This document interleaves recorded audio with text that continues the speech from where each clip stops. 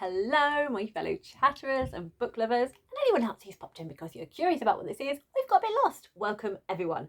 I'm Chatty. This is my channel, Chatty the Mad Chatter, and I'm going to continue chattering madly about my big, dark, bookish secret that lives under my bed. So this is the second part of opening my drawer from under my bed and revealing all of the books in there that I need to earn that has kind of been hidden. So I'm making myself accountable. I'm adding them officially onto my physical TBR, so it feels more concise when I am doing Read What You Won't challenge. So if you have not seen part one, it will be linked here, and you can find out a little bit more about it if there are phrases that are confusing, like being healthy for books, and I have no idea what else might be confusing, but there we go. You can go see part one, where I open the drawer, explain what I'm doing, have gone through a certain amount of books. So I've gone through adult books, YA books, and a majority of middle grade. I have these books left of middle grade to talk about and reveal to you. I then have a pile over here that I might actually show you. Let's move the camera. Okay, moving camera. We're not going to pause. I'm not going to pause. I'm going to be crazy. We're not going to pause. And I'm going to move the camera. So here we go. We have bags of books. There we go. Fun times. So that is from the other drawer. So I mentioned that there were two drawers. One where I have all the books. And the other one where I shouldn't have any books. But I have like slunk into there. But also because there were some books that that I haven't even got to drawer level. So I'm going to explain a little bit further. I did the Read What You Won't challenge last November, created by Olly from Olly. Links in description. And if you're interested in my playlist of that challenge, it is here. And in January, I admitted that I had bought books in the Boxing Day sale. So I'd got to 8 books. My goal was 24, and then I redid it. But all those 8 books, was it 8 books? No, I'd read 8 books. Sorry, I had bought more than 8 books. All the books that I bought in the Boxing Day sale, I then put into the second drawer, and I can't even earn them by being healthy. I've got to have read at least 5 books off my Read What You Own challenge before those books can then be moved from the second drawer into the being healthy for books and I can earn them drawer. And I have run a little list for myself in here somewhere. Would help if I'd actually put the bookmark in the correct page, but I haven't. Okay, so I have a spread of my books, and here I've done my drawers under my bed, and I've got as far as 25. So Rainbow Grey, The Battle for the Skies, The Final Strife, Onyeka and the Rise of the Rebels, In the Lives of Puppets, and the Heartstopper Yearbook have moved into I can earn them. I don't think I physically moved Heartstopper over because I've not come across it yet. So that's in that pile somewhere. So that's going to be nice to be reacquainted with that one. But I haven't earned it, so it can go under the bed. I've earned the first 3. I haven't earned In the Lives of Puppets. We saw that in the last video. And Heartstopper Yearbook. But I have actually read 30 books. So I can move another one over to the other drawer for me to start earning books. And I did reach my goal of 24, and also for every 10 books I read, I could bank a book to have when I was buying books. So I have now done that. And then I stopped the Read What You Own challenge and went crazy. So I will be reinstating the Read What You Own challenge pretty much from now. I'm not buying any more books as of now. Hold on, need tea. Where's it going? Oh, I haven't done my shot. On this channel, I don't edit. I only have the power of pause. So waffle is all over this video. Well, it was over part 1. I'll try and turn it down for part 2, but we'll see what happens. Anything goes. There is chaos. So cheers, everyone. Clink, clink, clink. So let's hope there's not a part 3. It is a different day. There's a complete outfit change because I just didn't manage to get back to filming. So all my books had to then be like moved into just like slotting along my side of the bed. It's going to be fun putting them back. It's going to be interesting. Where was I before I start going into the books? Yeah, so Read What You Own challenge. I I'm not buying any more books. I have 2 books on pre-order, so they're not counting. And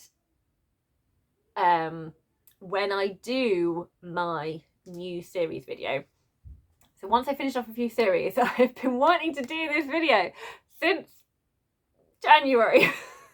But I thought I couldn't do it until I'd finished off a few more series. But the series I want to start this year, and we're in August, but the series I want to start this year, and I have kind of put them into duology, a smallish trilogy and a biggish trilogy, no, medium trilogy of like amount of pages, and then massive trilogies or bigger series, so like different levels of reading the series. So depending what people vote for as to which ones of each one I will start, I own the first book of all bar one of them, but that one was a plan for the library, or I'm borrowing it from other people. But if I don't own them myself and I intend to, I am allowed to buy just that, whatever series it was that wins. So there could be 3 potential series that I need to buy more books for, depending how I do with reading that series. So those are the only things that I will be buying. But officially from now, I'm not buying any more books. The drawers are going to stay shut. Nothing is going to be going in, only out. And the reason is, as well as going overexcited, and I was very good when I did the bookshop crawl around London with some amazing booktubers, video link here, and I just managed to, apart from one, which was a secondhand book, keep to using my Waterstone points. But I still had some points left. And I just happened to go past Waterstones, and I was looking for a particular book for my son, which they didn't have, but then they had a buy one, get one half price sale. Not sale, well, offer. Then a buy one, get one half price. And this was one of the books that I had been eyeing up and didn't buy. And there it was. So this is Miss Mary Kate's Guide to Monsters by Karen Foxlee, and has illustrations by Frida Chu. And it just sounds really cute. So the tagline is, there are those who hunt monsters to harm them, and there are those who hunt monsters to help them. And it's about Mary Kate, who has got an archaeologist mother and sparkly shoes and a sketchbook, and they go and investigate some legends. And it just sounds like it's going to be a really, really cute middle grade. I think there was a fun, there's a fun map as well. Look at this. So I really wanted that one. But I also saw a book that I have been eyeing up for a really long time, and that is The City of Stolen Magic by Nazneen, Ahmed, Pathak. And the cover is purple with silvery bits, and we've got these wonderful buildings. So we've kind of got a mixture of India and England buildings here. And then I read the back, and it is a historical fantasy with an Indian protagonist. And it's set in India in 1855. The British rule, and all across the land, Indian magic is being stamped out. More terrifying still, people born with magic are being snatched from their homes. Rumour is they're being taken across the sea to England by the all-powerful sinister company. So we have our protagonist Chompa. Her mother is kidnapped, and she travels to London to find her mother and all of this other stuff. And it just sounds so exciting. I really, really want to read it. I think it's going to be a really, really good book. I'm really excited about that one. So I was originally like, brilliant, there we go. I'm just going to go those. Just gonna buy those, and then that will be my points. But I didn't move away from the table. I kept looking at the table, and this book cover caught my eye. And I thought, oh, I really want to know what this book is about. And this is called Kòkú, Àkànbi. Apologies, I am not good at name pronunciation, so please correct me if you know the correct pronunciation. Kòkú, Àkànbi, and the Heart of Midnight. And it is by Maria Montero Adébísí and illustrated by Simone Douglas. Simone Douglas' name rings a bell. I have a feeling that she's illustrated another middle grade book series, but I don't know what it is off the top of my head. But then on the back, it's got this kind of almost like comic book style of our protagonist, Kòkú, and his new kind of friends, Osusi and Moremi.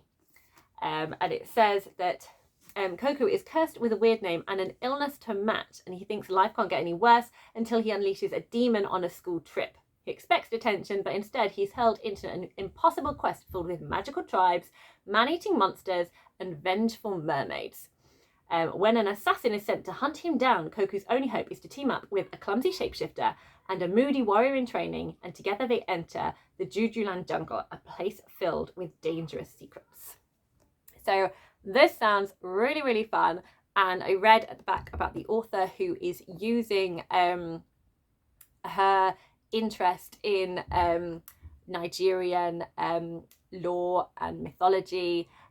So we have a really amazing map here. And hearing about what she really wanted to do with this book and what is behind her inspiration for wanting Black protagonists in fantasy is fantastic. There has been much better representation of late, but it's still not enough. It is still very much in the minority, especially in wanting books that also show Africa and that kind of mythology and world and heritage as well. So I couldn't walk away from this one. I had to pick it up. I was just like, oh, I need this one. But then which one do I put back? And I didn't want to. So I also then saw this book. Oh, so there's also disability representation in here, because the illness Kòkú has is that he is he's got blood sickle cells. So and talks about how that is difficult, how that affects his life and the difficulties he has with that. So then I found this one, and this is Cosima Unfortunate. Cosima Unfortunate steals a star. So here we have Cosima here, and she lives in the Unfortunate Home for Girls. Cosima has spent all her life at the Home for Unfortunate Girls, a school where disabled children or children deemed to be different are sent whether their families want it or not. So when Cos finds out that the explorer behind the Empire expedition is plotting to adopt her and her friends, she plans a heist. They're going to steal the legendary Star Diamond. So this sounds really fun. It sounds like it's going to be a really exciting adventure, and also we've got a lot of amazing disability representation in here. We've got this whole cast of characters, so I'm very keen to read this. And the dedication at the front says, to my parents Jackie and Tim for always believing in me, to my husband Connor for being at my side through everything, and for every disabled child who doesn't feel seen, your story matters. So again, also wanting to read more protagonists who have disabilities, so this sounds amazing, particularly the fact that we have 2 in fantasy books, and I can only think of something to do with Midnight, something to do with Wolves by Kerry Burnell. Yeah, I can't remember the name of it, but that's the only other one I can think of. So I'm very, very excited to see representation in fantasy books. So I am delighted with this haul, but it wasn't on my plan. But I kind of feel okay because I only spent £6 because the rest was all my remaining Waterstones points, plus some of them were half price. So that's great. That feels great for me. So I have now no Waterstone points left. They've all gone. So no more, oh, maybe I can buy a book. No books are being bought anymore. It's done. I can't. So instead of just shoving these under the bed, I decided I'm going to do this video now and then refit everything better and make myself accountable. So when I last did the video, the count we were on was 54. So we're now on 58 books under the bed, and I have more than 2. So yes, I have surpassed 60. I was correct. Let's move on. So just 4 more middle grade. And then I'm going to move on to, I'm not entirely sure what's in the pile, but we'll find out. So I have the second book in Pages & Co. by Anna James. This is Tilly and the Lost Fairytales. I have the first one here, Tilly and the Book Wanderers. I'm very excited for this. It involves children going into stories coming out of the books. It sounds wonderful.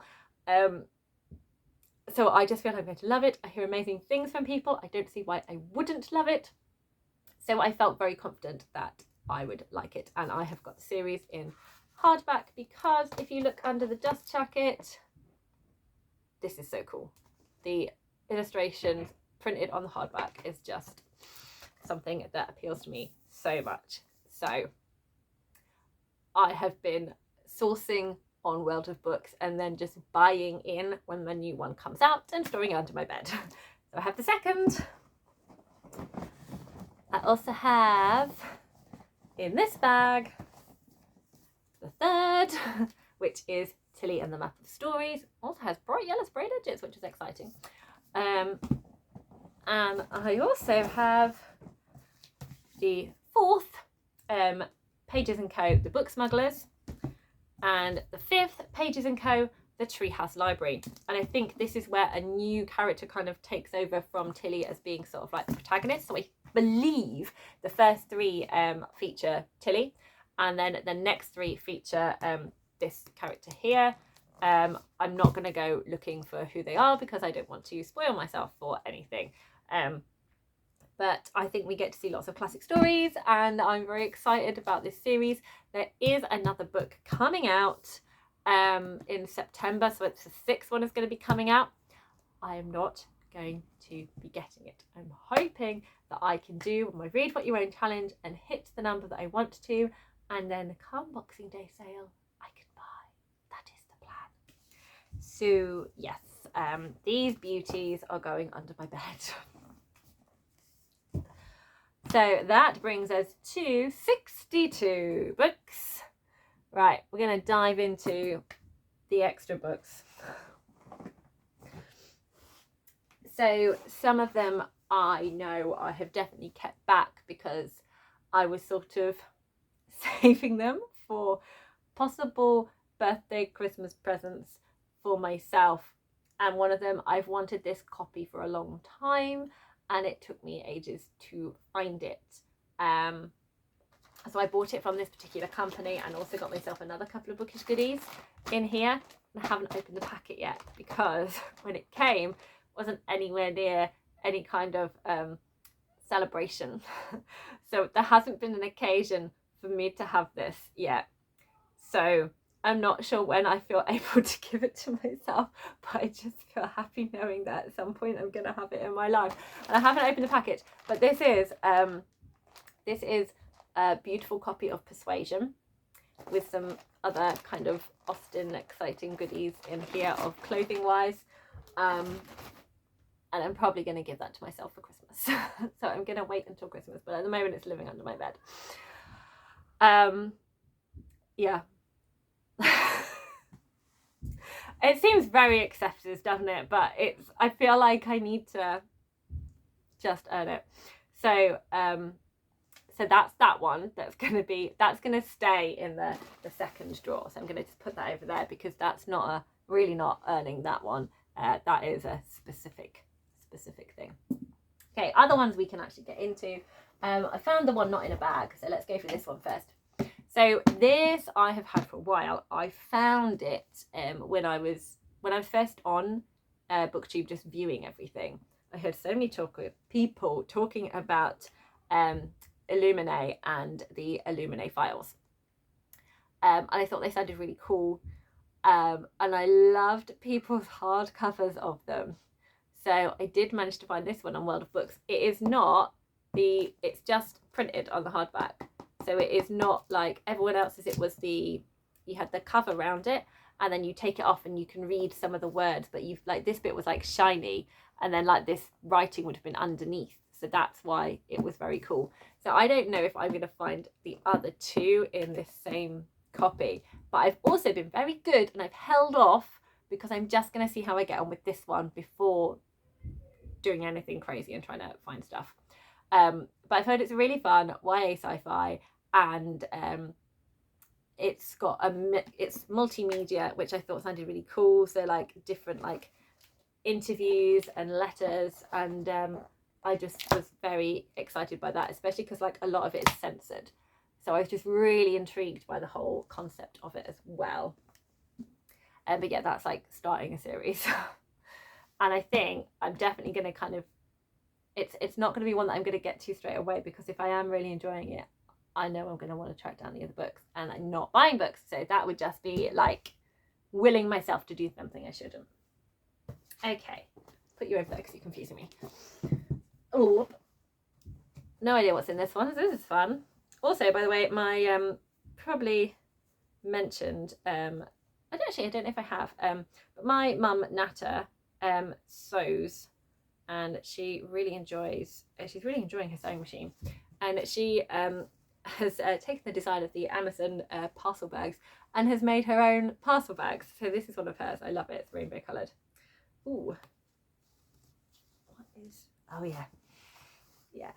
So this one I definitely can't earn yet. So here I have unread the paper copies of Rhythm of War. I have not yet read Rhythm of War. I'm reading the hardbacks. I'm rereading them in hardback, where they're very pretty and I can sit and enjoy the books. When I read Rhythm of War by Brandon Sanderson, I don't know why I need to point it out to you again. I've already pointed to. Anyway, when I read the paperback, I'm so sorry everyone, this is just tangents and waffle galore. There is just no filter on here. I am just going to want to devour that book. I'm going to want to take it around everywhere with me. I'm going to want to read it everywhere. So I need the paperback so it can get like messed up and it's not going to be a disaster. But I love the hardbacks, the American hardbacks. So I have the American hardback. I don't like the American hardback covers. I think it's something about this writing here. It just gives me scary 80s vibes. I love this illustration though, and actually this one I really don't mind as much. The other ones I found more weird, particularly the third one. But this one I think is really, it's really cool. I really like this one actually. So I'm not sure what I'm going to do with the cover, but what I love is that you have the embossed shard blade on the front of the book. This has also got a map under the dust jacket, and it's purple. This one's purple, and we get more amazing end papers of the Knights Radiant. So not Knights Radiant. I've totally see it's been a while since I've read it. I can't remember what they're called, but like the gods that aren't gods. Those ones, yeah, the ones that are the head of each of the different Radiant Knights.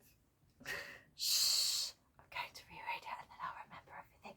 Anyway, very far off getting this one. I don't get to have this one until I have read the paper copy, and then I can enjoy the beauty, and then when I reread them all again I will be rereading the pretty hardback.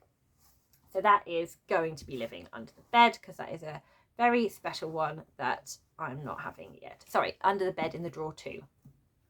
That's number 2's drawer. Diddly-dee. Diddly-dee. I don't know why I'm putting it back in the bag, but I'm putting it back in the bag. Okay, moving on. Let's move on.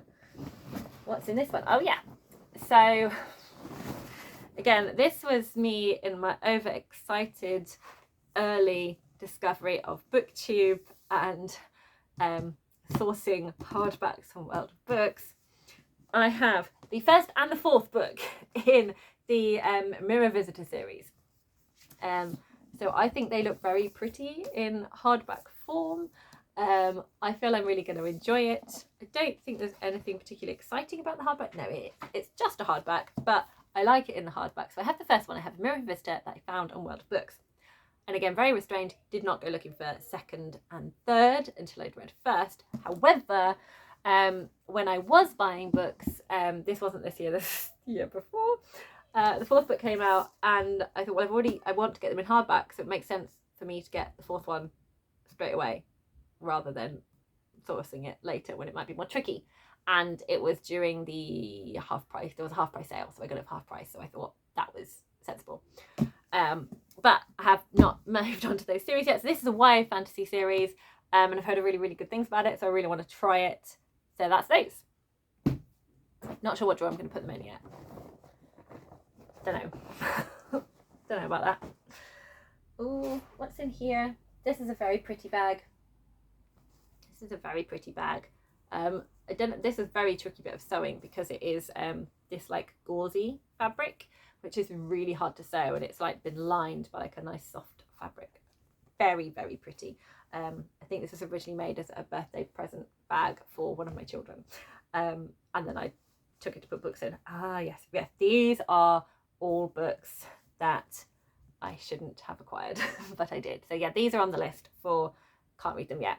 So I have Magic Steeped in Poison, which is a YA fantasy by Judy I. Lin. There's now a second book out in this. This was actually a charity shop find. I can't remember, around this time. And this is The Secret of Nightingale Wood by Lucy Strange. This was, again, beautiful, pristine charity shop. And we have these lovely French flaps that we open like this. And then we've got this drawing underneath.